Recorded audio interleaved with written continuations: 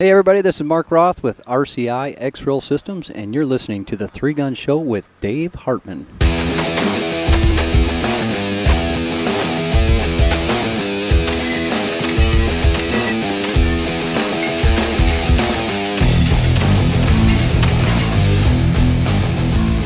Welcome to the 3-Gun Show, episode 67. I am your host, Dave Hartman.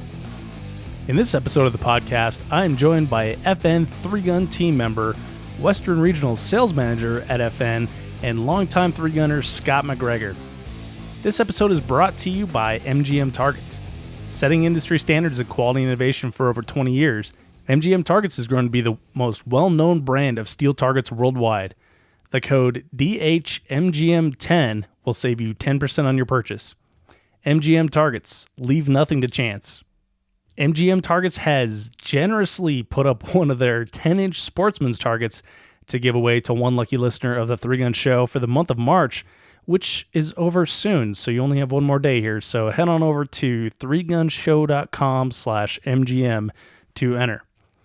Links to everything we discuss in this episode can be found at 3gunshow.com/episode 67, or you can just tap the album art on your smartphone and it'll take you right there.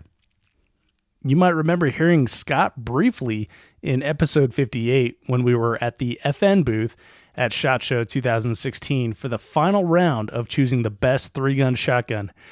It comes up again in this episode, so if you haven't heard that podcast or you want to relive the glory, you can do so at 3gunshow.com/episode 58.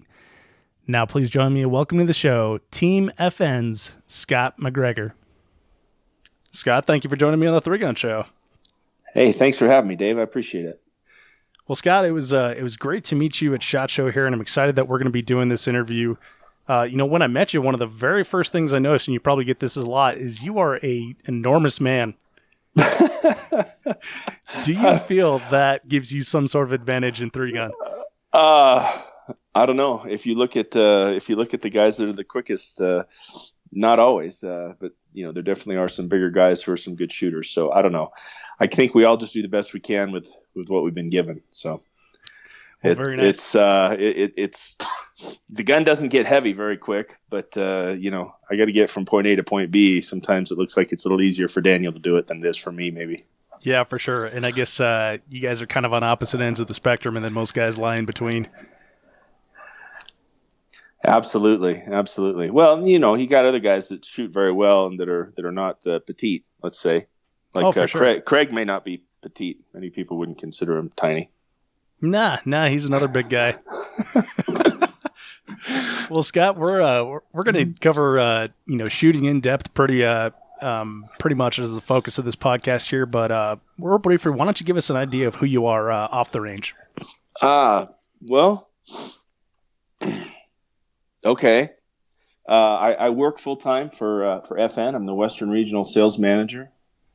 I have distributors that I call on as my clients, and then I just, in addition to that, try to do whatever I can to help build the FN brand and help folks with their questions or issues or concerns. And it's been great. I've actually been with FN for just over a year, and I've thoroughly enjoyed it. Prior to that, I worked in advertising. I was fortunate enough to work with FMG Publications, who were very good to me, shooting wise and employment wise, and as was Jim Scout at Shooting USA as well. I was with Jim for a year and had a great time working for Jim and working with John, and that kind of sums up since about 2008. I've been working in and around the firearms industry and the kind of the media advertising side of things, and I was very fortunate to be able to get out and shoot quite a bit along the way there. That's cool. So is your background then in advertising marketing, and then you just switched industries to something you love? Well, it's been in sales. I worked in real estate for quite a while down in San Diego, where I grew up, and my wife and I, in about 2003, we moved up here. I was working in real estate down there and coaching football.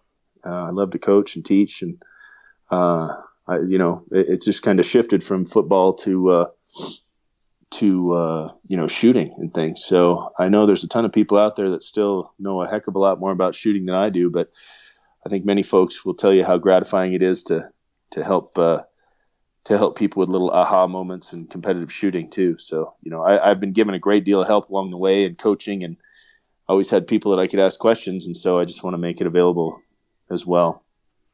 That's way cool. So when your role at FN, you said Western Regional, what area does that encompass? Well, it basically covers just a group of distributors that are kind of Western. It's not necessarily a geographical area. Now that said, my schedule for this year in my matches, and I'm hoping to get to shoot, most matches are the western half of the United States. Now, do you use that to combine with like business trips then? Yeah, it can be convenient that way, and go see people and do the same thing. Yeah, go see people and go to the matches and things. I mean, down there in Texas, it's easy to get to some of those, the Fallen Brethren, for example. And I've got clients that I fly into Dallas for, and I've got some other areas I get to go. This coming week, I'm going to go to Phoenix and see a client, and then we'll be shooting Superstition at the end of the week. That's way cool. A lot of people are pounding their steering wheel out there right now. They're jealous of that type of career. Well, everybody has to juggle, and there's been times when it's been easier than others here along the way. But you gotta pay the bills. Everybody has to do it, and you got to make sure you take care of the day job. And I'm fortunate enough to be able to work in the firearms industry, and so it all is somewhat related. Well, that's real cool. So Scott, when did it turn for you from, like traditional sports to competition shooting? Well, I tell you, when I moved up to Utah, it was much more conducive to actual, having firearms and things. I know there's a lot of people in San Diego who shoot very well and make the effort and go out and shoot the matches, down there in Southern California at Pala or Norco, or travel to other places to do it as well. And I just wasn't in that circle at the time. I didn't really know where to go, what to do. I did a lot of. I had some friends and we like to race motorcycles in Mexico. Oh, cool. And that type of thing. So that was kind of my thing then. But as I came back up here to Utah full time to live, it's very much more conducive to firearms. In fact, friends that I've had that have moved up here from California, give them a month or two, and then all of a sudden they discover their Second Amendment rights again. Yeah. And then I'm the first one they call. It's a lot of fun, actually. Yeah, they're a little bit suppressed in California for sure. A little bit, but you know what? There's a ton of really great dedicated firearms owners and enthusiasts in California, and they just keep doing what they can. And it's funny because years ago it was like Mecca for competitive shooting. It's kind of like what Rio Salado is today. It was that whole area was where all the firearms companies were, and where all the innovation was, and where all the shooters were. I'm always surprised by how many shooters and, like you said, manufacturing companies are in California, despite the constraints. Like, they have to really want it. Absolutely. I think that just speaks to their level of commitment to the sport, and their love of the sport, and their love of the industry as well.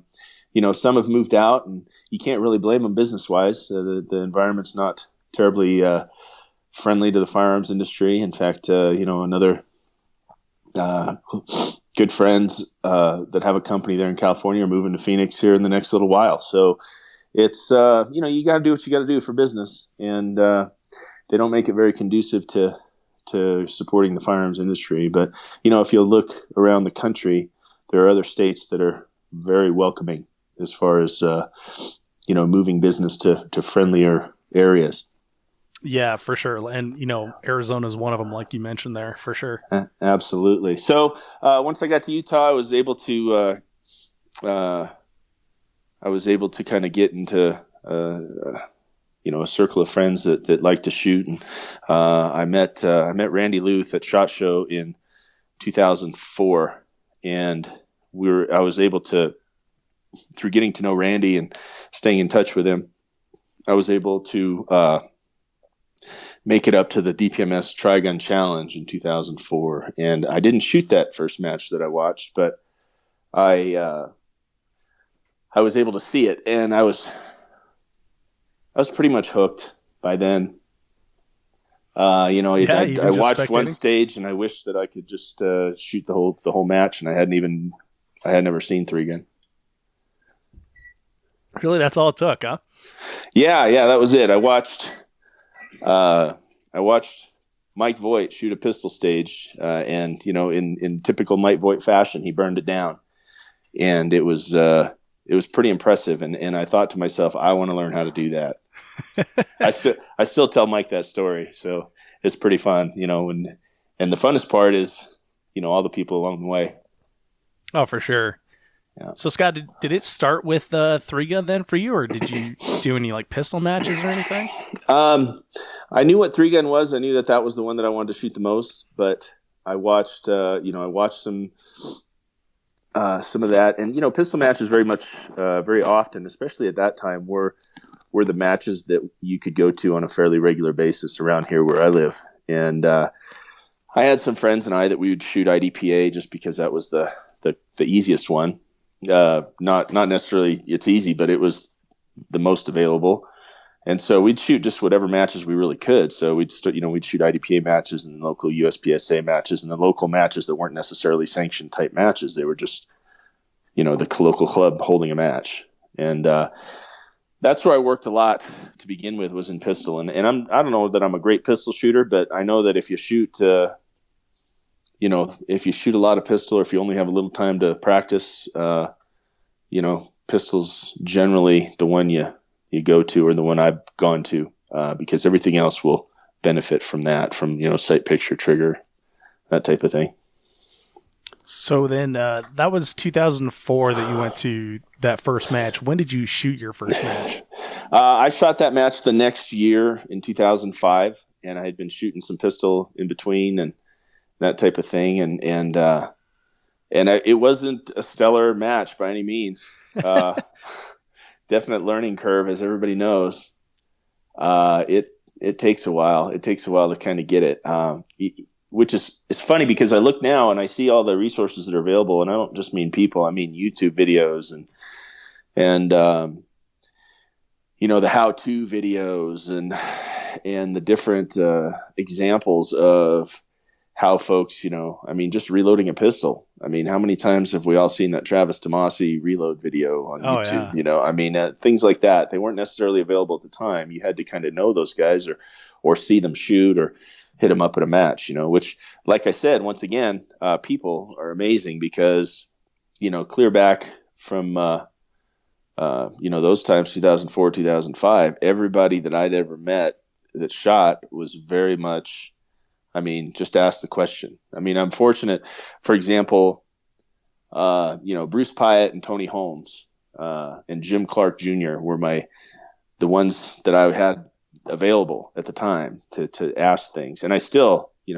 ask them tons of stuff. We work together on things, or we talk, or we chat, or whatever, but they were just very open to what it took to get shooting.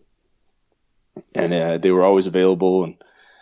And even though they had some fun at my expense a number of times, those are the best kind of friends. Oh yeah, it was great. I remember one time when I had to replace I bought one of those big tactical charging handles from my Remington 1100, and I took it to Jim Clark and I said, "Hey Jim, I have no idea how to do this. Will you help me?" And I just had to change out the charging handle. Well, that was when I very, very quickly learned that you just pull it out and push it in. Yeah. But he didn't just do that. He said, "Oh wait, hold on, watch this. Are you ready? Wait, you want to take notes? What do you want? Hold on a second. Get your camera." And that's when he did it. And Jimmy, in Jimmy's special way, just giggled while he did it. It was great. But they've had a lot of fun at my expense, and every bit of it's been a learning experience. Well, we were talking just before we got on the recording here that in those days there was not as many matches as there are now. And like you said, there wasn't, YouTube or podcasts. Little hurt you didn't mention that either. But Right. what did the the match landscape look like at that time? At the time, I believe there was 4 or 5 major matches, and those guys could tell you better. Some of those guys had been around a while, like you'd mentioned Eric Miller, and you guys wanting to get together and chat and things like that. And but there's so many guys that have been there, since the '80s. Bruce Pyatt and Tony Holmes, and the Team DPMS guys were the first ones that I was able to get with, and they'd quite a few of them had been around for quite a while. Jerry was shooting on Team DPMS at the time, and it was prior to Smith coming up with the ARs and stuff. And my understanding, like some of the ones that I can remember or think about was, like Superstition Mountain was in Phoenix. It's, like that's the one coming up next week, and that's been around a long time. And the Rocky Mountain 3-gun and the DPMS Tri-Gun Challenge. I know I'm missing something, and I hate to do it because everybody deserves the credit because it was a big deal and still is. But there was just a few. But the good thing was, it's kind of like now, people will plan their year around going to those matches, and it was neat, and it was hard to get into, and so when you did, it was a big deal, kind of like some of them still today, but it's a different world at this point where there's how many different matches that are considered relatively major matches all over the country in a given weekend or a couple of weeks.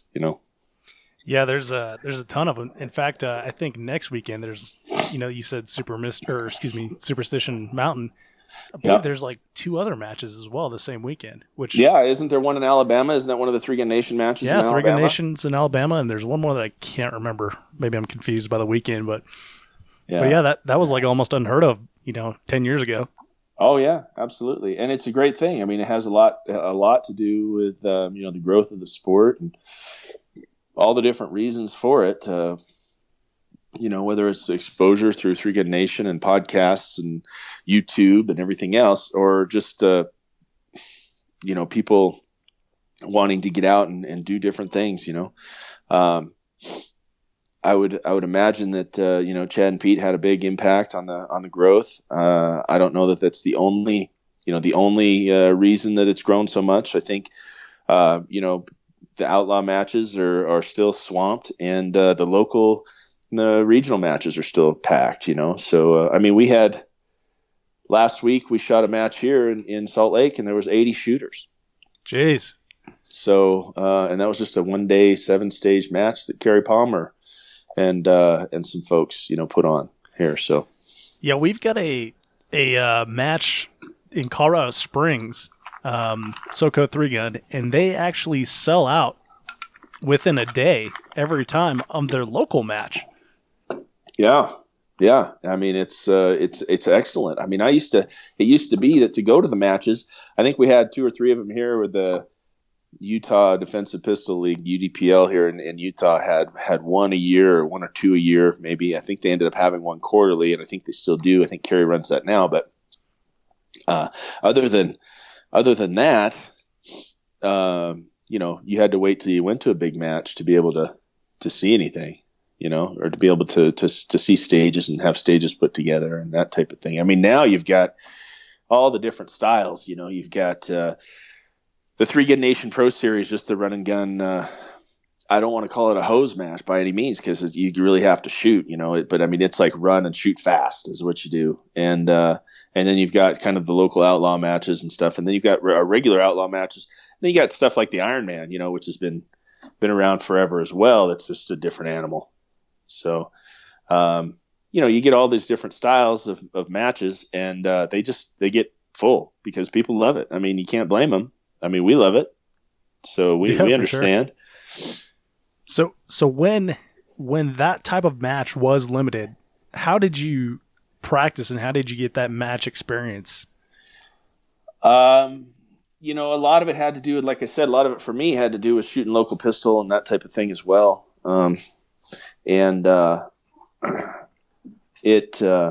that's where you get that time on the clock. And then it was also important to really set up stages and things as you're practicing. Quite frankly, I didn't get a lot of 3-gun specific type practice until 3-gun Nation started to really kind of take off. That's when everybody started to kind of get their own sets of targets and find places to go do it. To me, that was the difference. I mean, that's when I, packed up my trailer full of stuff and I got, the knockdown steel and the steel plates and the paper targets and the whole deal. And you could almost set up a whole stage type of thing. And that's when that really started taking off for me anyhow, was when people started doing a lot of the Pro Series and that type of thing. I haven't shot the Pro Series for a couple of years. I somehow keep missing the last couple of years. I've been missing missing nationals and the qualifier, but it looks like it'd be a ton of fun. Whether you get to, whether you make it through one stage and an eliminator or whatever, it looks like it'd be a ton of fun at this point. Yeah. And like you said, hose type fests where everything is just so fast. And I don't mean that in a, derogatory way or anything. It's just a great way to describe like the fast paced, shooting of the match. Yeah. Yeah. Well, and the guys that do well there are, you see them, you see them on their, on their Facebook pages and things like that. I mean, everybody's putting a lot of time and effort and money into this for sure. I mean, they're doing the time, they're putting in the effort. They're, everybody's getting better. Chad Adams made a comment at one point. He and I were chatting, and I think it was the last time I shot the Pro Series, which was just a couple years ago. And he was talking about how everybody has gotten better shooting on the move. Yeah. It's something that we didn't do a ton of. You ran to a position, you found the best sweet spot, and you sat and you hosed. And then you haul ass in between. And it's just amazing, just the differences, the differences now. And really just the sheer numbers of people that are doing it or that are working at it. You got all kinds of folks who are putting in a ton of time and effort to work, and then a ton of dry practice and that type of thing, and doing all the drills and doing you see all the guys, Keith and Rick and everybody, and the Cobalt guys doing their drills and challenging everybody, and you see everybody jump on board too, to try to do it. And it's pretty interesting. The growth has been very interesting. I think it's probably brought some issues and some problems along the way as far as, sponsorships and things like that. But, everybody's really kind of working hard at it, and everybody wants to shoot well. And I don't know. I mean, personally, I maybe it's just the stage that I'm in. I got some kids, and, we're starting to have to show up for football games and things like that. And so you got to kind of pick and choose where your time goes. And so for me, it's a struggle right now just to keep up, just because I got these other things I've been working on as well. So, yeah, but it's really great to see the sport growing and people doing all the stuff it takes to do well. I mean, there's so many. How many good shooters are there right now? I mean, there's a ton. Oh yeah. Well, Jesse Tischhauser actually created a stir this week on Facebook when he tried to put together a list of the 100 best TAC op shooters. Who? The 100 best TAC op shooters. Who did it? Jesse Tischhauser. Huh. Never heard of him? Never heard of him? Never heard. I actually, it was great though, because I was actually on that first list. I was pretty pleased with myself. But yeah.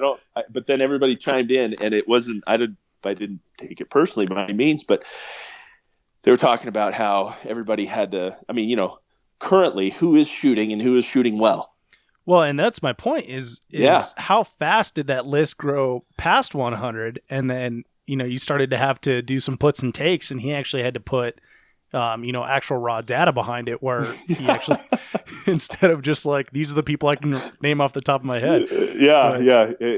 I thought it was kind of neat. I mean, it was neat to see. It was sobering to look at as a shooter. It's like, holy cow, man. Yeah. Well, got to get to work if we want to keep up, right? Oh, exactly. Well, and you think of like all the people that didn't make the list once, he actually put some numbers behind it. Yeah. And you think like, I deleted all that other stuff. I just kept the first list where I was on it. Did some screen captures and stuff. Yeah, hey, look at that. Very cool. It's nice not to be forgotten, especially last year. I didn't shoot anywhere near as much as I'd been accustomed to shooting. I hadn't traveled anywhere near as much just because of the job and the day job, and I can't speak highly enough of how much fun I'm having here with FN doing the thing. I mean, we got a great bunch of people and everything else, and so I don't really mind. You just change your priorities, but then on the other hand, you look at it as a competitor, you're like, holy cow, I got to get out there. Oh, for sure. So is there, Scott, then is there anything that you're going to be changing this year to try to get out on the range more, to get to more of these matches? Well, it's been pretty good. I've been able to get out on the range a little bit more just by being at home, by not being on the road a lot. And, a lot of guys will tell you, Jerry will tell you, or Diane Ryan, or, Travis and Craig, or anybody, that when you're shooting a lot of matches, man, your practice actually suffers. I mean, you think you'd be doing great with it, but it's not always the case.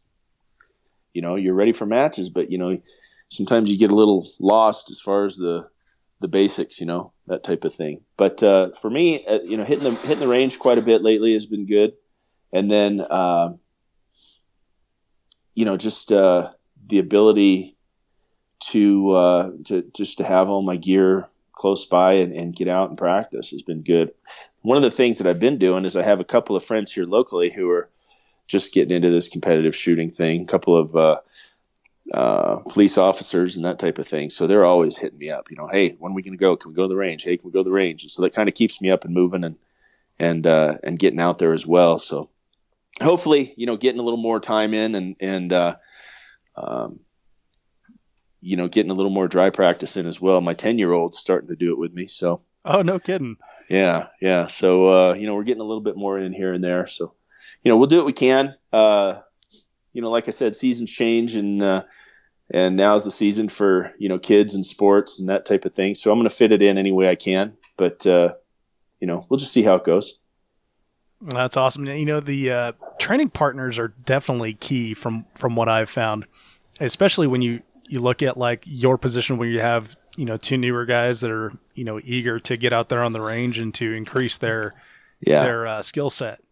Absolutely. And that goes back to that coaching thing we talked about where, I've been so fortunate over the years to have so many people who are so helpful. Like I said, the whole team DPMS they were the first bunch that really kind of took me in and shared a lot of information with me. Everybody lives in different areas and that type of thing, but they really were very open. Anytime I needed anything or had a question, or if I needed a part and a piece or whatever, I could either call DPMS or I could call, Deb Cheek, or I could call whoever and get the parts or the pieces of the gun or whatever that I needed. And then to be able to say, hey, how do you do this? Or how does this work? That's a big deal. I had one guy here at the time back in about 04, 05 who was helping me with a ton of pistol, and he'd shot quite a bit competitively. And then he ran into what I'm hitting now with the kids growing and baseball and football and the whole deal. And then he kind of got back into it, and he helped me a great deal, just with knowing what drills to do and that type of thing. And, that really helped with the basics. I had a friend out on Friday who I've been watching him for the last year and a half and saying, hey, you should come up. We could cover this. We'll get you to stop hitting the deflector plate on the plate rack instead of hitting the, we can fix that. I know what you're doing, and, oh yeah, okay. And then finally, after the last time we shot together, probably a month ago, I said, hey, come up. And he went, okay. He was ready. He was ready to take it in, type of thing. And it's nothing I came up with. It's what people have taught me. And I had my aha moment, and, we were able to be on the range on Friday, and we shot a lot of one hole drills. And he finally kind of went, oh, and he had his aha moment. And hopefully, at least now, he knows what he needs to practice when he's shooting his pistol and trying not to mash the trigger and everything else. So, do you find that teaching helps solidify things in your head? Like gives you a better comprehension of what exactly you're going through? Absolutely. Absolutely it does. I think it helps you kind of talk yourself through it again. If that makes sense. But look at what's going on. I mean, look at the guys who are out there who are doing very well. All of them are willing to show you what's going on, or they're willing to help you. Because I don't know if it's just that we go through it again in our head, or we go through what we know to be the correct technique, or whatever it is. But I mean, look at what they're doing down there in St. George. I mean, you just got back from TPC, right? Yeah, absolutely. So, I mean, Craig's on top of things, and Andy has come a huge long way from the first time when we first started shooting together. He and he'll tell you that too. I mean, he had a little different view of things at the early on. Yeah. And man, once he finally decided that he was going to be shooting 3-gun and that's what he wanted to do, it clicked, and he's put in a ton of time and effort. And look at Brian. I mean, he's a kid. He's a big kid, but he's awesome. I mean, he gets to shoot all the time, and I guarantee you that him teaching will make him a better shooter, but it also make him a better teacher and instructor. And he's still, sorry, Brian, I love you, but how old are you? Right, 19, and I can't keep up with you. What is he? 18. He is 18? Okay. Yeah, just turned a couple months ago. Yeah, and I think he's just going to keep doing better and better and better. But I think the fact that he can actually share things and improve on his teaching and improve that process, I think that's going to work wonders for him too in the future. So, yeah, I really enjoyed that class, and I know the listeners have heard that in the last couple episodes as well. Yeah. But I can't say enough of how cool it was to have those three individuals there that have completely different styles of shooting, completely different styles of teaching. And the cool part was, Scott, you get Craig coming over and telling you how to adjust your shotgun, and then Brian will come by and do it in a minute, and then Andy will come by and do it in a minute, and then right there you have 3 skill sets and 3 toolboxes that you can draw from and use what works for you. It was absolutely, it was such a unique experience. Absolutely. And the key is to be open to it. There's so many people that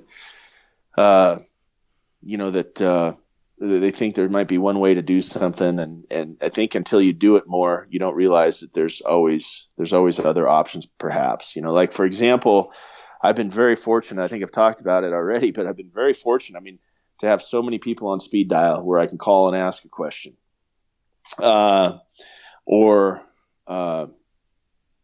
the fact, I don't know, for example, the last year I was shooting the Pro Series, like we'd fly over to Oak City, and then we'd go to Jesse's house, and then Jesse and Kalani and myself and Burton Thompson would be on the range the night before. And it's just so much fun just to watch those guys. And I mean, I'm the old guy amongst that bunch for sure, but it's so fun to watch them and see how they do different things, and just see everybody's technique. And then to be able to be at the Pro Series and to have, to be able to watch Keith and to be able to watch Daniel and Tyler and watch everybody and watch how people progress as well, like Birdsall and those guys. And it's been a lot of fun, but then, to have all those folks here that are local to me as well, we got the Gibsons not too far away, Trav, and geez, I watch Wyatt a ton now. I think like most people do, but, Wyatt does things that I don't think he knows he shouldn't be able to do those things. I think that's one of the old stories was Voight saw him shoot a pistol stage once and he said, don't tell him he's not supposed to be able to do that. So, so we've got so many people that are so into it and so willing to share. It's really nice. So my point being, when you get to see people at the highest levels, they're always willing to listen to things. They'll try them. If they don't work, they don't do them. If they've seen it before and they see it not work, then they may not pay attention to it. I think the biggest thing for me at one point, and I kind of knew it, but nobody had ever put it into words. I was standing at we were standing at the Ironman, and it was myself and Trip Mackingvale, and I know you've heard Trip stories, and yeah, I've heard a couple. very, very, worthy of telling. But it was myself and Trip, and Barry Duke was standing there with us, and Mark Roth, who is one of my best friends, so I'm just throwing that out there as a disclaimer. Mark had clamped like 5 mags together to use as a monopod. And I tell Mark this story. He knows it. So anyhow, and Barry walks up to us, and in the only way Barry can do it, he kind of says, I tend to watch the people that are better than me. I've never seen Mike Voigt do that. And he turned and he just walked away.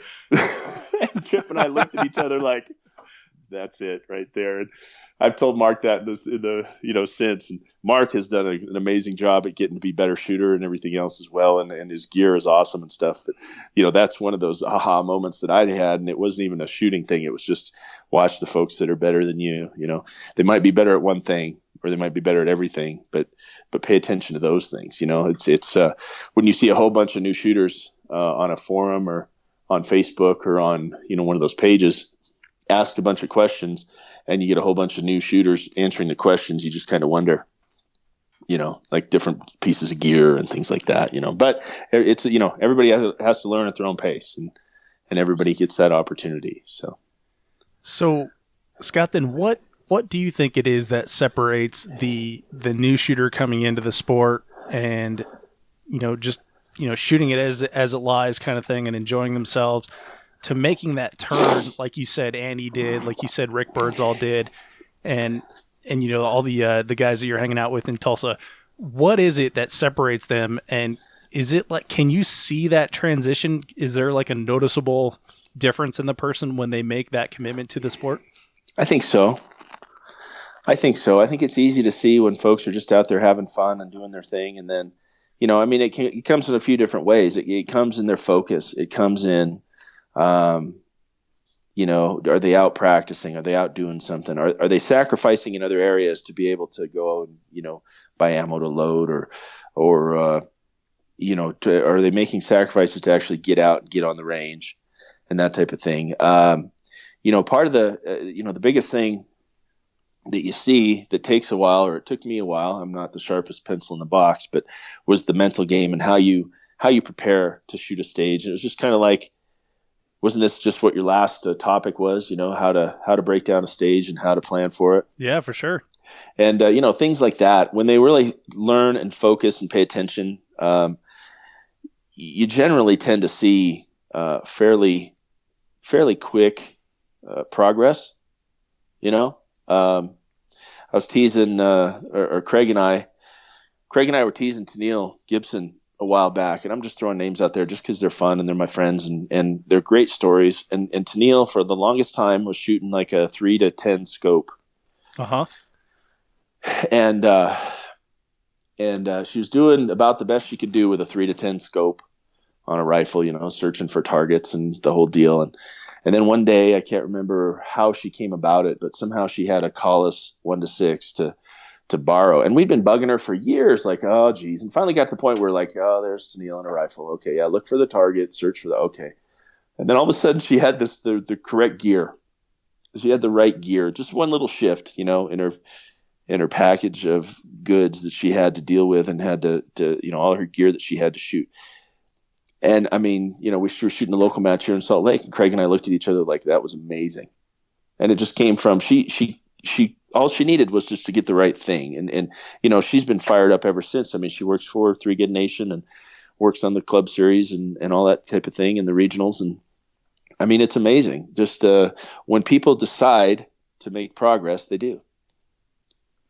So how does that decision come about for an individual? What do you think it is that pushes them that direction? Or, if you don't want to speak for everyone in the sport, what pushed you to do that? Just I knew I could do better. Just I wanted to do better. Does that make sense? Just being competitive, and I've never been one of those guys that can look at everybody's times and say, okay, I got to shoot this and this, and I got to shoot all these in I got to shoot A's, and I have to, I never broke down hit factor. I've never broke down, I'm not a USPSA pistol guru guy that knows how all this stuff I have to do, all the little subtle nuances. I just want to do it better than the last time I did it. I want to shoot well.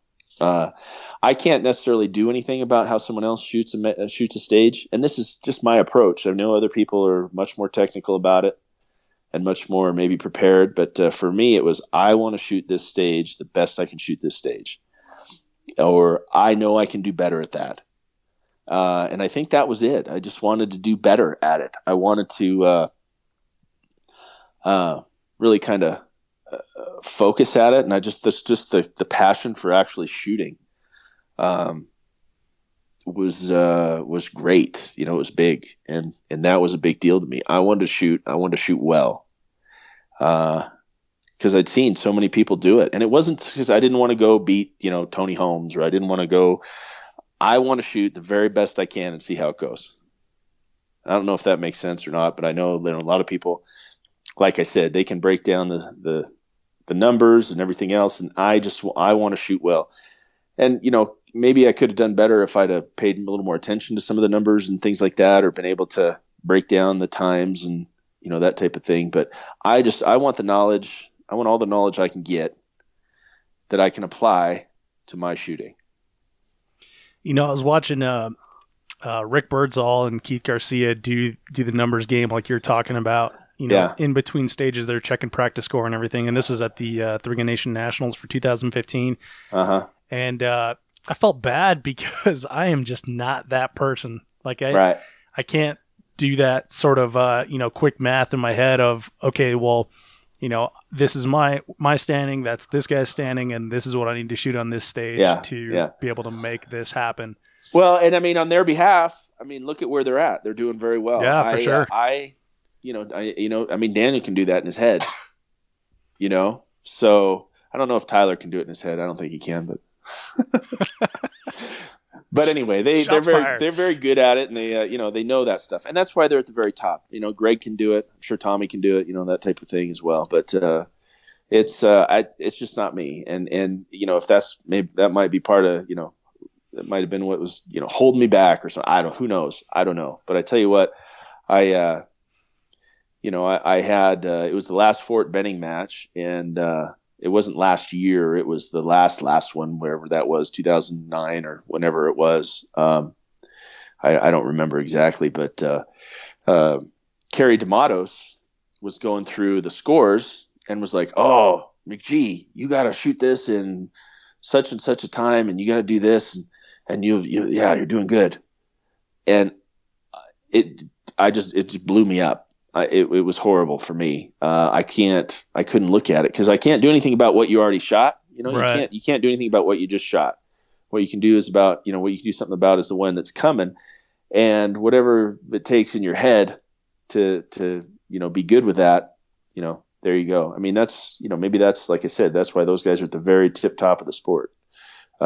Keith and Daniel and stuff. But for me, I can't worry about how somebody else is going to shoot it. And that's another thing that you'll see. I know there's extremes to it, but in general, everybody's always been fairly helpful, when you're trying to figure out a stage. On the one hand, at the very top level, it makes a difference. But like if you're at a club match, I don't mind sharing what I'm going to be doing on a stage because somebody else has to do it. Pat Kelly and I talk about this. It's like, okay, well, here's what I'm going to do. Now you got to go do it. If I don't mind sharing the info, you're my friend, whatever, but, show up, make it happen. Yeah. Type of thing. A couple years ago, has to be a couple years ago. My buddy Bill and I took a class from James Casanova. And right. One of the things that Bill mentioned on the drive home was, James held nothing back. And, James is a really, really good guy, but he also knows that he can teach us absolutely everything we know, and we still have to put in the work to get to a higher level. That it's not going to come with just, oh, this is how I, hold a shotgun, or this is how I, load when I move and stuff like that. That right. You have to put in that effort and get to that level as well. Absolutely. And James is a great he's a great example of that. It's, he's hard to keep up with. That's for sure. Yeah. But like you said, he's always willing to share. He's always been really good to me over the years. Hey, James, what do you think of that? Like if we happen to be in the same vicinity, or we're looking at stages, or we're walking through the day before or whatever. And he's pretty amazing. He's pretty fast and shoots very quickly and shoots very well. But like you said, he's put the time and the effort in. He knows what he has to do. He knows how long it'll take him. He knows what his splits will be on certain targets. He knows how many steps it'll end up being, and that type of thing. And it shows. It really shows. for me, it's a little different animal. I do the best I can on it. Finally, sort of gotten to the point where things like that make a difference. I mean, I think I kind of had an aha moment. I was down in Shreveport one time shooting with Jerry, and he's like, what kind of splits you going to shoot? And I went, huh? And he went, well, what are you going to shoot? What splits? I don't know. And he's like, you can't call your splits? I went, okay, I guess we're going to work on this, aren't we? Type of thing. And Jerry just immediately was like, we sat there for an hour, and he called his splits and shot them, and I tried to do it. And I kind of, you kind of have those aha moments, but I think it's like a lot of things, the more you practice it, and you might grow a ton at the beginning, and you might, your progress just goes, really fast, and you get to a certain plateau, and then it's just, you're fighting for every bit of progress, for every bit of information you can bring in, for every bit of skill you can acquire. And you just got to be willing to do it. And, if you're not, don't be disappointed about it. Just go with what you got, Well, when you reach that sort of plateau in your progress as a shooter, how do you break through to the next side and continue that growth to reach the next plateau?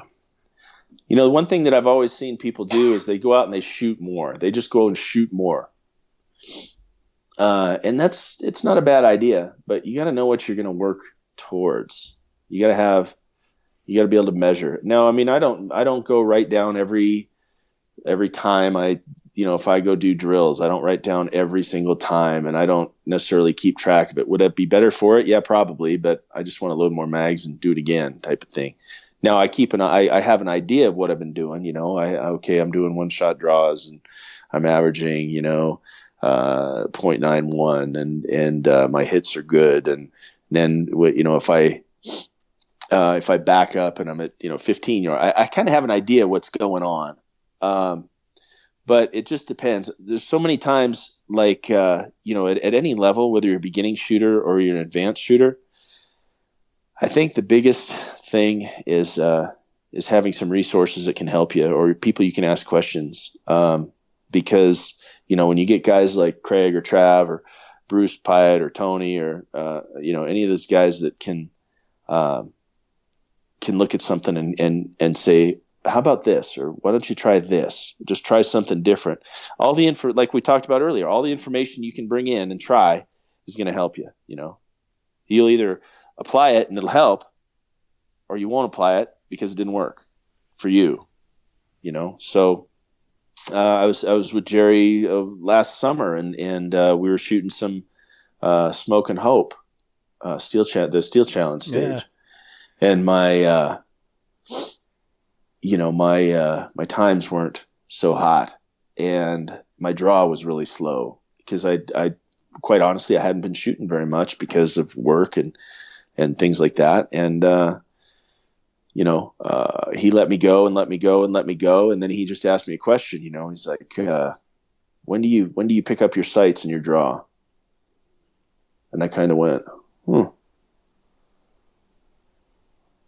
I don't know. Let's figure it out. And within, in typical Jerry fashion, he just asked me a question.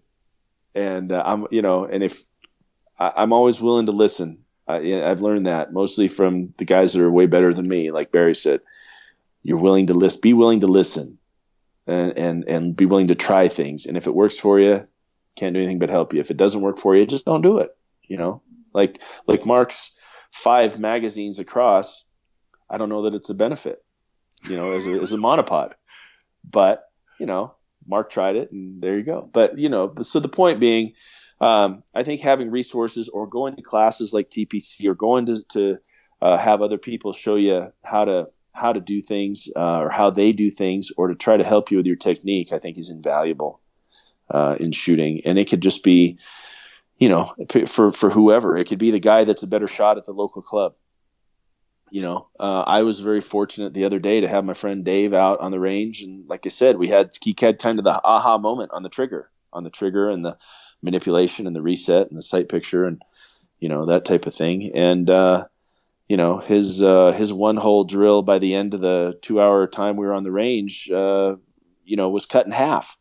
at 3 and 5 and 7 and 10 and 15 yards. And it was a big deal for him, and I remember when it was a big deal for me. It's the same thing, the basics. You always have to work on the basics.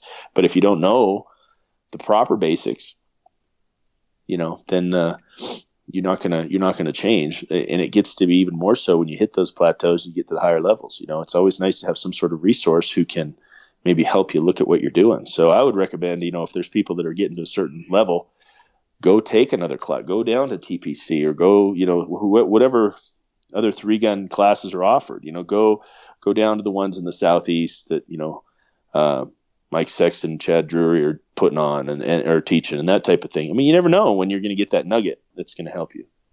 Yeah, for sure. And, another good piece of advice as far as classes go, just, ask the best guy in your range. If you can, train with him or pay for his meal or something if you go train or something like that. So absolutely. Yeah, absolutely. I've found that the best guys, the best people and the best shooters are willing to share,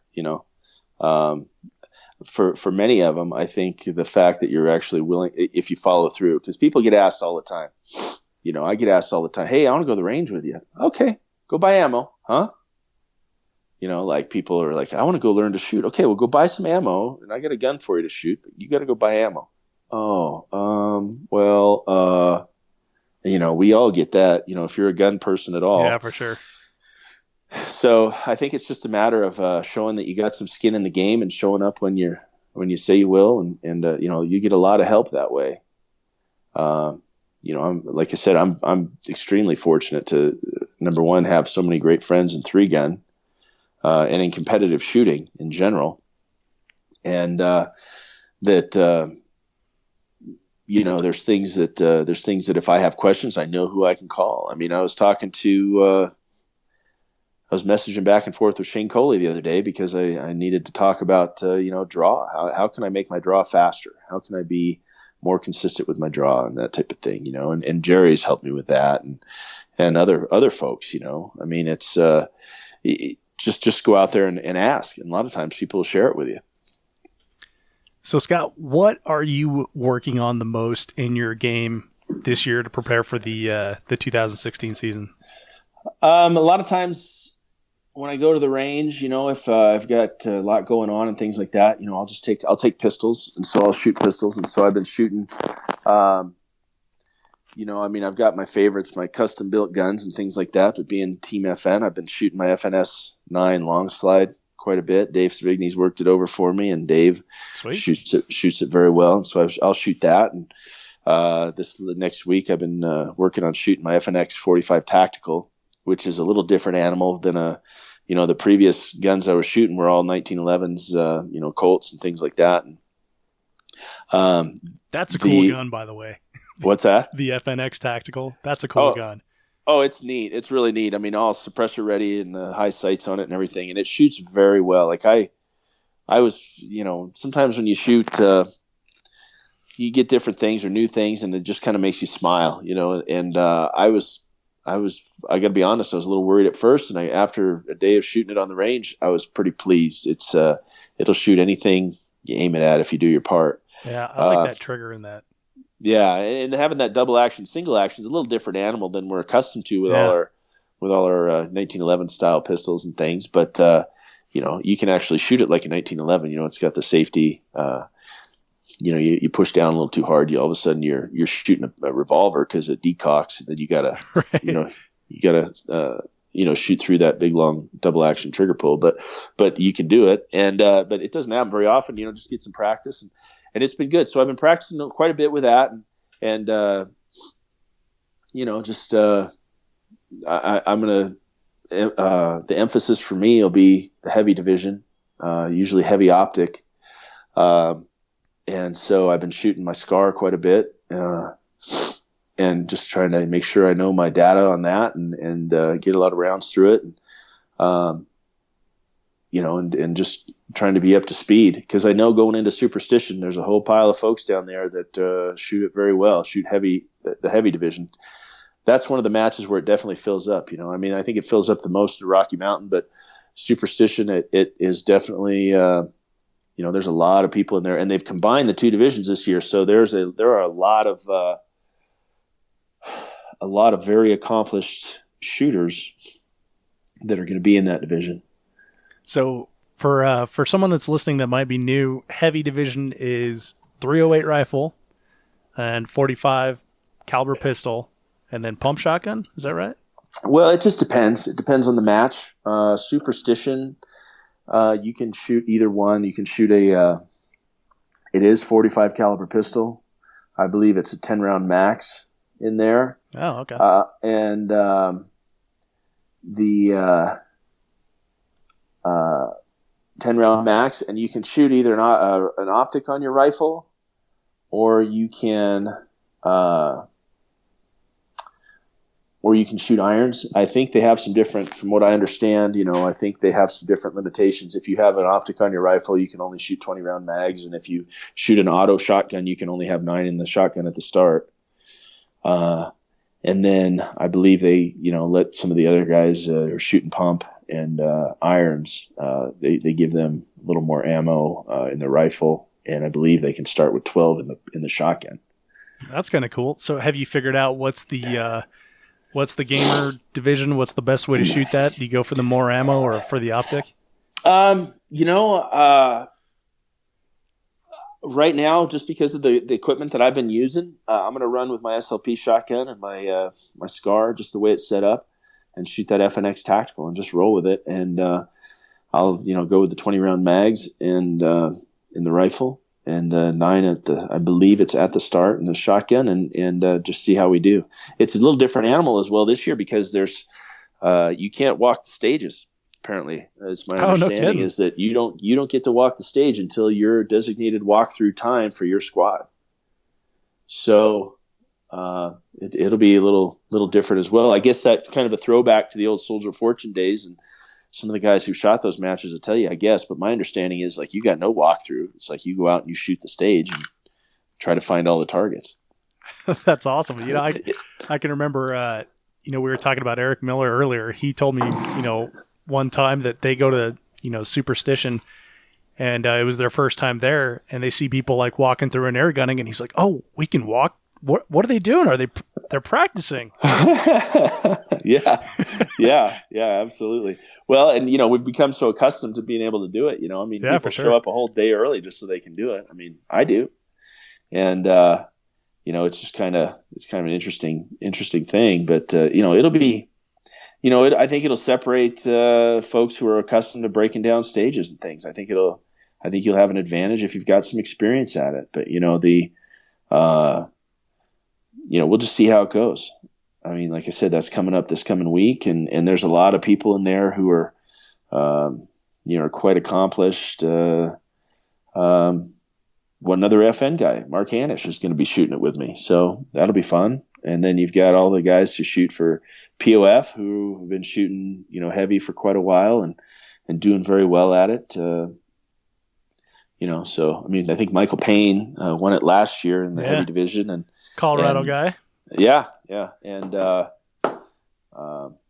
think I won it the year before. So here, hopefully I can, make something happen and but you've also got, I mean, I see other names on here, Dave Neff and Tate Moots and some folks. And so, we're going to have a ton of fun, but, Kelly Neal's in there. So, I mean, it's going to be super competitive. So I'm just, I'm going to do the best I can at it and watch everybody else as well.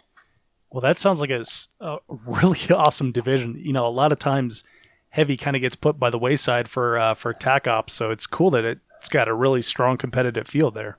Absolutely it is. And it's kind of a different division. It's you got to pay more for the ammo and that type of thing. I mean, I'm very fortunate in that Hornady has been a sponsor of mine for the last few years, and they treat me very well. And but so is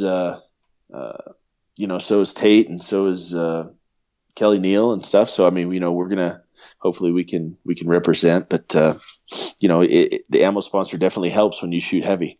Yeah, no kidding. Plus, Scott, I'd be remiss if I didn't mention that you're shooting the SLP, which is, of course, the winner of the first three. I guess what do you call it? 3-gun show bracket of the best 3-gun shotgun at SHOT Show. Yeah, it was. It was. That was. You guys, geez, holy cow, that went on. That battle went on and on. Yeah. There at the front of the booth, but that was fun. I mean, and there's a lot of good stuff out there. There's a lot of great shotguns. I mean, I've shot. I want to say I pretty much have shot them all except for the Stoker because it's relatively new. But I mean, I started out with a Remington 1100, and had quite a few learning moments with it, and even to the point where Bruce Pyatt and Tony Holmes pulled me aside there at Randy Luce house one day in Phoenix and said, "This is how you make this run." And I went, "Okay, thanks," because they were tired of me, having issues with it and stuff. And it was my fault. I was running it way too dirty and things like that. But that said, that's helped me with every shotgun that I've had since, and how to keep them up and keep them running. So the SLP, the SLP I'll be shooting, I got it in about 2009. And shot it for a few seasons, and then I was shooting a Terran Tactical M2, which is a great gun as well. But I'm back on the SLP, and we've opened it up quite a bit, and it runs all the time. It's a gas gun like the 1100, so there's just certain things you do to it, and it's been a lot of fun. Actually, one of the funnest things for me has been to be able to help other people with some of the little mods and things like that, and some of the advice to keep it up and running, and I love it. It shoots slugs lights out, and goes all the way through Iron Man, no problem, and it's been a ton of fun. I like having the sights on it and that type of thing. But so we're back on that, and I've enjoyed it quite a bit.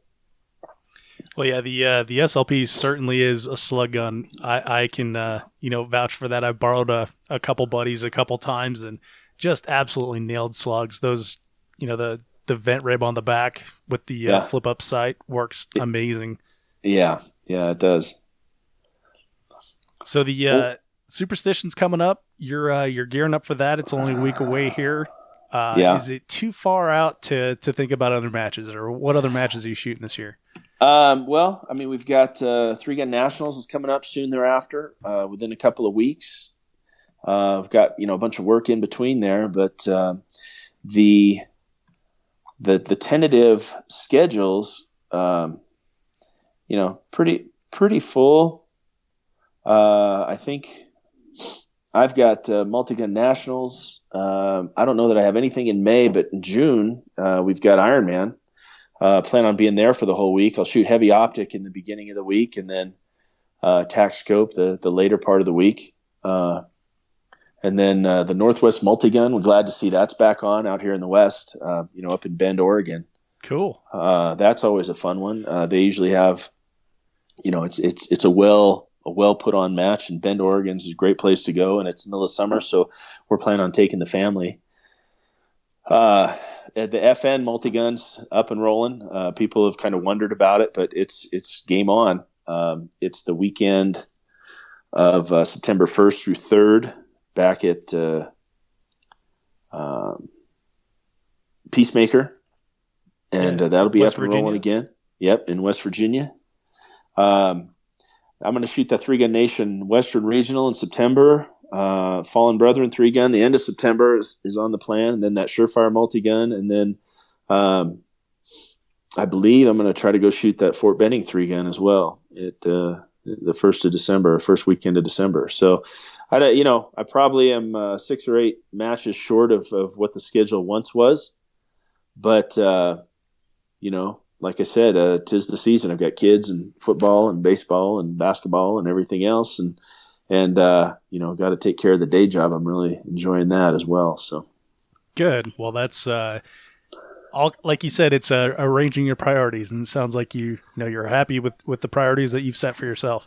Absolutely. But I can't get rid of the shooting bug. I still kind of got it. But luckily, like I said, the best part about shooting for me has been the people and the different experiences and the stories we've been able to have, and I still I'm in touch with quite a few folks quite often, and I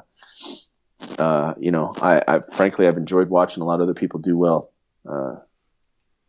Also, I don't necessarily watch every Facebook competitive shooter page video, but I definitely get a feel for how folks are doing, and that's that's enjoyable. But and then the Pro Series, that live stream that they do, that was really cool. I thought It's so much fun.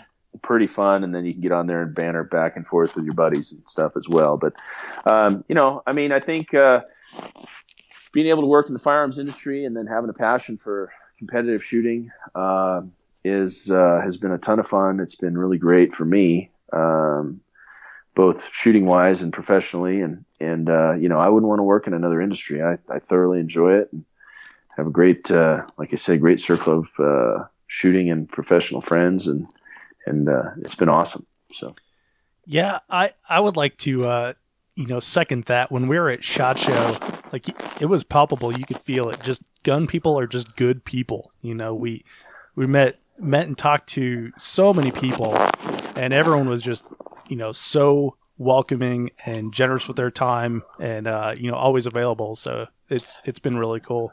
Absolutely. I saw a couple shows back you had Kurt Gruber on, right? Yeah. So last year at Fallen Brethren, I had an ammo issue, and it was my fault. I changed the trigger in my gun, and the ammo wasn't running right. And Kurt immediately was like, "Hey man, what can I do? What do you need?" And Kurt, like, he literally gave me half his ammo to finish the day. I'd shot one stage and had a few hiccups, and he gave me half his ammo right then to finish the day. And then DSG Arms down there in Fort Worth brought me a new case of ammo. I couldn't get a hold of Hornady to have them send it, so DSG had some, and so they brought it over for me, and it was it was amazing. But my point being, you got guys like Kurt Gruber, and I guarantee you, if anybody, could have been 100 other people where if they could have helped, they would have. Oh, for sure. So I mean, that's just the attitude it's been that I've seen, that I've liked the most in competitive shooting. If you need something, somebody's there to help you. And they're your competitors too, which is fantastic. I mean, they're racing against you on the clock, but they want to help you out. Absolutely. One of the best stories that you'll never see, and was in 2007. I was at the Bianchi Cup. I wasn't shooting it, but I happened to have work in the area, so I came to kind of watch some of it. And I came by the practice range to see Bruce Pyatt, and so I was at the practice range, and something happened. Bruce's sight went out. Well, Bruce, there isn't much that shakes Bruce Pyatt, but Bruce was puckered, and you could see it. It was. Yeah, he was visibly puckered, and it was one of those things and Bruce, the next day he had to shoot the mover against Doug Koenig for the Bianchi Cup for the win, basically, and it came down to that last stage, as it so often does, and it was amazing because I think Julie Golub had an extra sight that was just like Bruce's, and Doug knew all about that sight, how to mess with it, and he knew what had happened to Bruce's. Well, here they are. They're going to shoot together the next day, or shoot against each other the next day. And it was almost a surreal moment, because we were in the practice range, inside one of the rooms there at the practice range. There's a little indoor 22 range that the club uses, but we're in there, and Bruce is sitting at a table, and next to him you've got Julie, because it was her scope that he was taking apart. You got Bruce working on his gun, and you got Doug, who I know, probably wasn't thrilled with the whole idea, but wasn't about to let Bruce not compete because of just something that he could have helped. Does that make sense? Yeah, for sure. He wasn't about to let him go down because his equipment went down. Yeah, he doesn't want to take the win on a technicality, right? So there's Doug helping Bruce. And the other funny part was, you got Jerry standing in there, and Jerry doesn't have to say much. Jerry just says little quips, little things, giving Bruce a hard time. And then you got Rob Latham, who's not so subtle about it. Just standing there going, "Geez, Bruce, I can't believe it. So you got to shoot that tomorrow, and don't mess it up." Oh my Dude, it was God. it was hilarious. But it was just one of those things. I think it was one of the best moments in sports that you'll never see. Yeah, that is an amazing story, Scott. And it's like, I mean, that's like the who's who of competitive shooting, at Ex- any given time. exactly. That's exactly right. And that's how it was. And it wasn't oh, Bruce's equipment crapped the bed and he can't compete. It was, let's throw it out there and let's see how let's see what happens. Yeah. How And do we get him back I don't up? think Bruce won that year, but I think it might have been the year after is when he actually the last one that he won. But it's just it's kind of a tribute to the top competitors and the camaraderie and the competitive nature of the sport and that type of thing. And Three Guns the same way. Any of it. I've seen. I've seen people. Well, Ironman, for example, those stages are so long. If you have a piece of gear that goes down, or if, anything, I mean, you'll have all of a sudden you'll have 4 people running their shotguns to you. Here, finish the stage. That's just the nature of the Ironman. That's kind of it's a different feel. All on its own. It's just a different match type of thing. But people are willing to help you, or they're bringing you more stuff, or there's Pat Kelly, trying to shoot the 80-yard slug spinner, and not getting it done, and then more slugs, And the funniest part was everybody was very willing to give him the slugs until he decided he was done, type of thing. But then he finally figured out that they're like, we got more, Pat. We got keep shooting. We got more.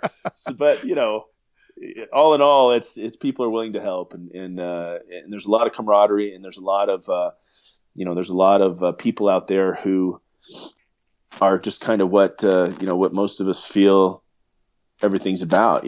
Family. You see all the family out there. You see the athletes. You see Diane Ryan out doing stuff and helping people, and the Gibsons and everybody's willing to help, and everybody's willing to help new shooters and answer questions. And, granted, I've had moments where people could probably come up to me at a different time. It would have been better, but you got to kind of keep it together and, that type of thing. But you got to, just know when's a good time to approach people and when's not. And everybody's open to it. And I don't know of anybody who is unapproachable, frankly.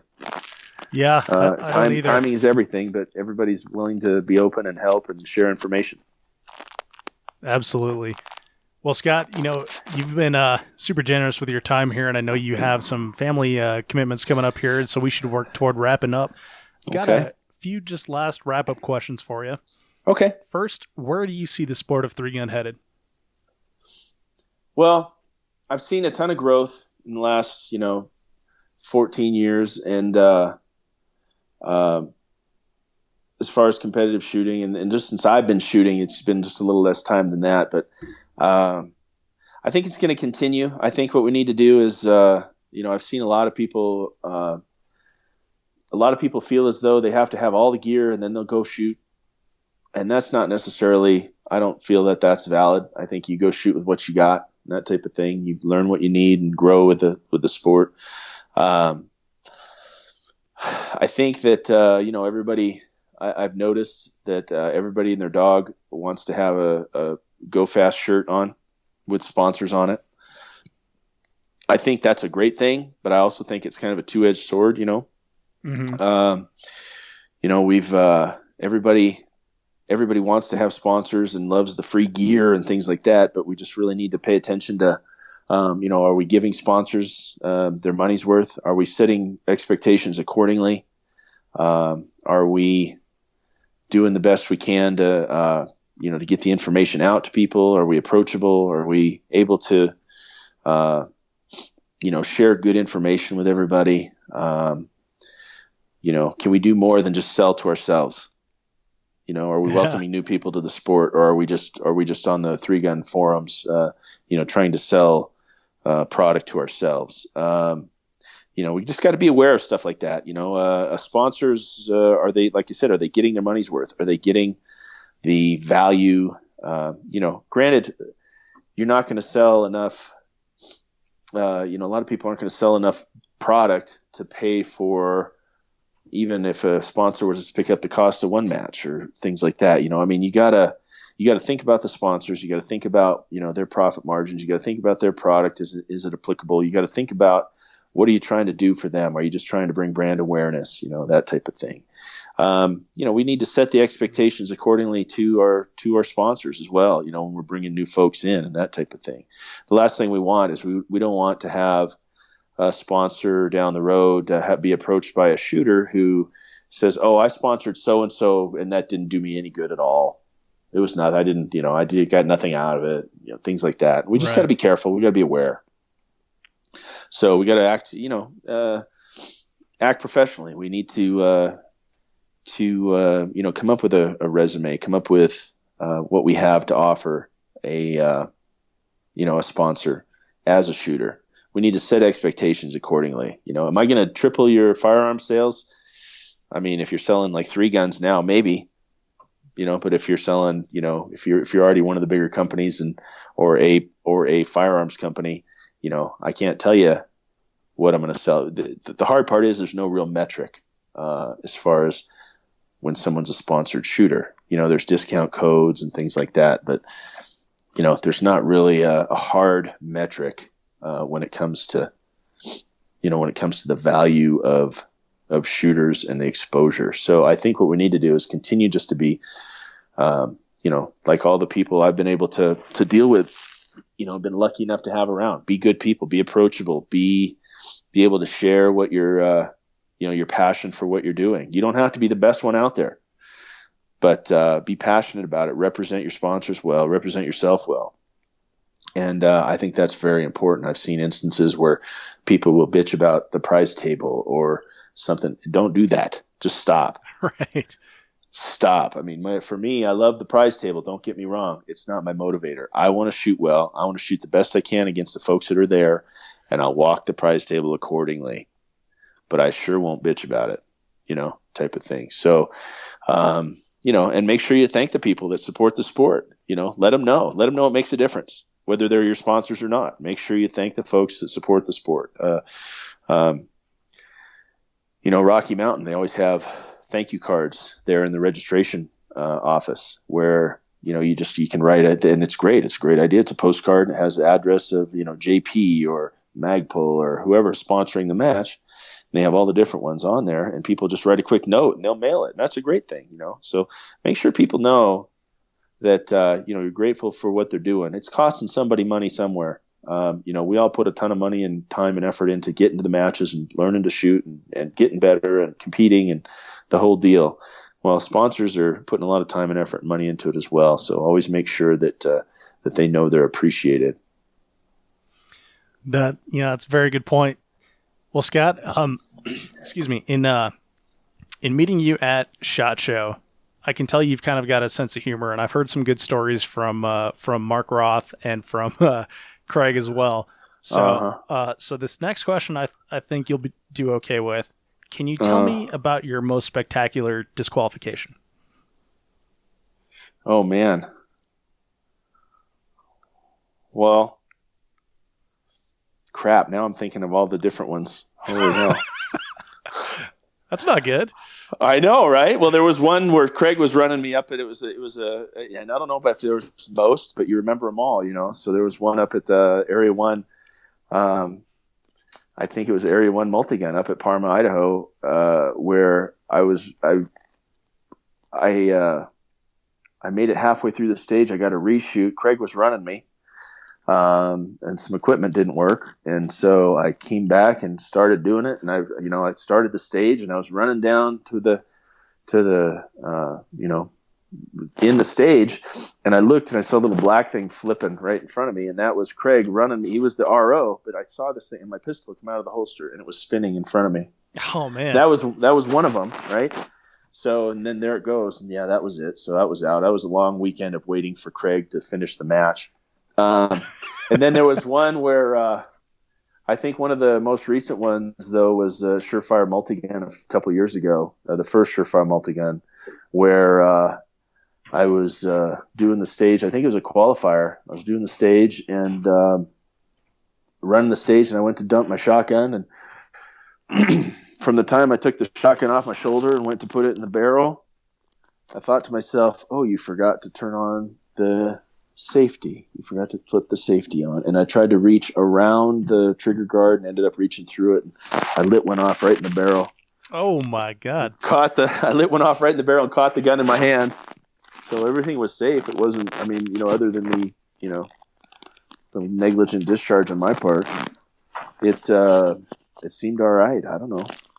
And then again, I had one at Ironman where I shot my first stage at Ironman. So I'd driven 6 hours to get there and spent the first day, the day before zeroing. And I was trying to get off of a platform and caught the butt of my shotgun on the platform and pointed it almost directly at Mike Gibson, to the point where I said, "What choke did I run, Mike?" He's like, "I see." Oh, geez. But the worst part was the friggin' the savages or the cannibals came out. "Hey, Scott, oh man, that's horrible. That's terrible. Hey, you got any slugs? Hey, can I have your slugs? Hey, you got any long range rifle ammo? You got any heavy rifle? You got?" And they picked me apart. It was like vultures on a carcass. By With the time friends I left like there. these, huh? Exactly. But you know what? They'd have done the same for me, and I'd the 5-minute rule is important. We came up with that, where if you go out there and you totally train wreck a stage, do something stupid, whatever it is, the end of the stage, your 5 minutes starts, and you got 5 minutes to whine and cry and have your pity party, because when that 5 minutes is over, game on. Here we go. So everybody, like I said, it's like the vultures descending on a carcass. I like it. Anyhow, it helps you keep in perspective, and it's if you're not there to be there with your friends and stuff. Everybody wants to do well, but we spend so much time together. Otherwise, you got to have a good time and you got to enjoy being there. So Scott, what's like the learning, the teachable moments we can take away from those DQs? Well, I really one of the things that cracks me up is that every time somebody DQs, you get everybody and their dog, whether it's on Facebook or wherever it is, that they'll give you the cliche, if you haven't done it before, your turn's coming, or whatever it is they say. There's two kinds of shooters: the ones that have DQ'd and the ones that are gonna, that type of thing. And okay, Right. Fine, right, but learn what you did, learn how you did it, and the best part, or the biggest deal to me, is how do you handle it? Is there wailing and gnashing of teeth and yelling at the RO? And because chances are you did something dumb. The ROs are there; they aren't there to DQ you. Some matches it seems like some guys are a little bit anal about it, trying to do that. But in the big picture, people aren't trying to. You're there because it's entertainment. And that's what a lot of people have to remember. If you're putting a match on, that's entertainment. People are choosing to spend time and money with you rather than on vacation with their kids or something. That's what this is all about. It's neat. We all take it seriously. We're all very competitive, but it's entertainment. So act accordingly. If you're there and something happens, like frankly, when I blew the big hole in the dump barrel, all I could do was just clear the gun and laugh. It was just because it was so blatant. There it was. That's what happened. That's what I did. I can't take it back. And I think the funny thing is, I turned around. I remember looking at Becky Yackley, and she was there shooting with us, and she looked at me like, "Oh my gosh, what's he gonna do? What's he gonna do?" And all I could do was laugh. And it was just funny, and it was no harm, no foul. I don't want to do it again, but it was. It is what it is. You got to own it and learn from it. And I know it happens to some guys and it sucks, but it is what it is. They were there because we want to be safe and we want to have a good time. And we all got to go home with the same number of holes we showed up with. That's for sure. So anyway, but the funny part is they had some kind of self-defense thing going on that weekend, and I ended up winning a Glock from Frontier Armory there in Vegas. So that was pretty cool. Hey, nice consolation prize. That's right. So anyhow, but that's it. Act accordingly, learn from it, learn from everything. Be open to learning a lot of things, paying attention to the folks that are shooting better than you are. Go and physically watch them and hit them up. Give them a minute after their shoot and say hello and introduce yourself. That's how it started. And I'm so fortunate. I have so many people on speed dial that that I can ask questions and we can BS about matches, and we get those stories, like those stories that Tripp and Craig told you. I mean, we got a ton of them, and they're great times. And these are your good old days right now. I mean, I love hearing those stories about Soldier of Fortune. I love talking to Kurt Miller. I love hearing, Benny Cooley talk about it. I had an aha moment with Benny Cooley once. I was arguing with him about shooting a long range target, and he looked at me like, "Hey, I've been doing this a while." And I kind of went, "Sorry, yes, okay, sorry, sir, sorry about that." And we're friends anyway. But he looked at me. That's why I could do it. He looked at me and went, "Hey, I've been doing this a while." So, anywho, it's just one of those things where just pay attention, learn, act accordingly, represent your sponsors well. If you get DQ'd, just it may be good, it may be bad, it may be questionable. You're better off learning from it and moving on. So. Well, Scott, anyhow. I was going to ask you to leave the audience with just one thought or one piece of advice, but I think you nailed it right there. Can't do any better than that. Yeah. Represent yourself, represent your sponsors, represent their friends around you, and keep learning, keep shooting a lot. Go shoot. Enjoy it. As long as you enjoy it, keep doing it. If you don't, go do something else. It's okay, not a problem. There's lots of other stuff out there that's a lot of fun, but it's hopefully I get to do a little more this year. I love working in the industry, and pretty fortunate, got a good job that love working around the folks I work around, and it keeps me doing the things I love to do. So can't complain, that's for sure. Well, there you go. Well, Scott, this has been a lot of fun, man. I know it's Easter Sunday here, and I appreciate you taking the time to chat with me and to learn how to use the internet and everything. Oh, stop. Wow. No, this has been a lot of game fun. On. Okay, wait till the next time. But no, hey, thanks for what you're doing. Thanks for bringing the awareness out there, and thanks for putting the information out and giving some folks the opportunity. I know I'm not the most active, Facebook competitive shooter page guy by any means, but hopefully there's some information that people have liked, and not just for me, but guys like I said, like Kurt Gruber was on, and Trav and Craig, and you at TPC. So thanks for making the effort to do it. It's kind of a big deal, and keep going and keep shooting, and I hope we get to shoot together at some point soon. Oh, me too, and thank you for that, Scott. I appreciate that, and thanks for being on the 3 Gun Show. No problem. Take care. Thanks. I hope you enjoyed that interview with Scott McGregor. What I loved about chatting with Scott is that he didn't tell one story that didn't involve someone else, which I think is cool. It speaks to the amazing community in the sport and the really cool network that Scott set up around him. Like Scott and I talked about, if you want to get better at 3-gun, expand your network. Again, selected links to everything we talked about can be found at 3gunshow.com/episode 67. And don't forget to sign up for the March giveaway of the MGM Target's 10-inch Sportsman's Target. You only have one last day to enter, which is March 31st. So it ends at midnight March 31st. So drop what you're doing and head over to 3gunshow.com/MGM. And if you don't win, you can buy yourself a consolation prize using the code DHMGM10 and save yourself 10% on your purchase. Thank you so much for downloading, listening, and subscribing to the show. I'll catch you in the next episode.